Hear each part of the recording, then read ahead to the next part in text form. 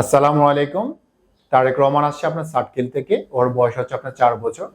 সে দীর্ঘ 4 বছর অসুস্থতা ছিল।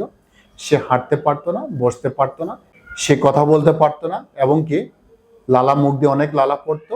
3 বছর বয়সে বাচ্চার যে ব্রেইন ডেভেলপ হওয়ার কথা, সেটা কিন্তু তারেক রহমান হয় নাই। না হওয়ার কারণে সে আসছে আমাদের জীবন আলো হাসপাতালে, মাইজদি নোয়াখালী, ডাক্তার মোহাম্মদ ইমাম হোসেন স্যারের কাছে।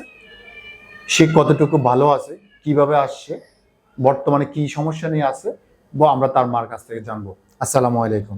ওয়ালাইকুম আসসালাম। আসসালামু আলাইকুম। ওয়ালাইকুম আসসালাম ওয়া রাহমাতুল্লাহ। এই যে আপনার ছেলে তারেক রহমান, দীর্ঘ 4 বছর আপনি অনেক ডাক্তার দেখিয়েছেন, কিভাবে জানতে পারলেন যে আমাদের এই হসপিটালে এই ধরনের ট্রিটমেন্টটা দিচ্ছে? আমরা জানতে পারলাম আমাদের আশেপাশে মাননীয় ডাক্তার একটা ছিল আর কি, জি সেই বলছে জীবন আলো হাসপাতালের কথা। জি তো আমরা এই জীবন আলো হাসপাতালে আসলাম। জি। তখন তারে মানে কত পরীক্ষা নিরীক্ষা দিছিল, আমরা তার সবকিছু করছি। কোন ডাক্তার আপনি এখানে আসি দেখিয়েছেন? মোহাম্মদ ইমাম হোসেন। মোহাম্মদ ইমাম হোসেন স্যারকে দেখিয়েছিলেন। আচ্ছা, কি সমস্যার জন্য এই জীবন আলো হাসপাতালে ডাক্তার মোহাম্মদ ইমাম হোসেন স্যারকে দেখিয়েছেন আপনি?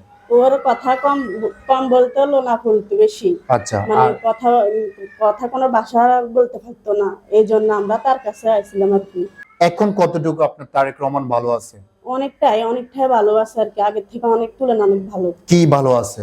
ভালো বলতে যে লোনাটা কম পড়ে, আচ্ছা তার কথাটা কিছু মানে নিজে আমরা যা বলে উনি তা বলতেছে মানে। আচ্ছা। আর আর সে কি বসতে পারে? হেঁটা হাঁটা চলা করতে পারে। আচ্ছা, মানে কথা মিলাতে পারে, শব্দগুলো মিলে সুন্দর করে বলতে পারে। আর হচ্ছে মুখ দিয়ে লালা যেটা পড়তো সেটা এখন বন্ধ হয়েছে। জি।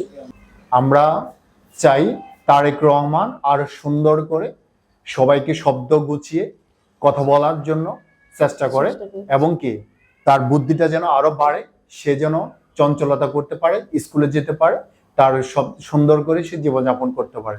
এটাই দোয়া করি তারেক রহমানের জন্য। আসসালামু আলাইকুম।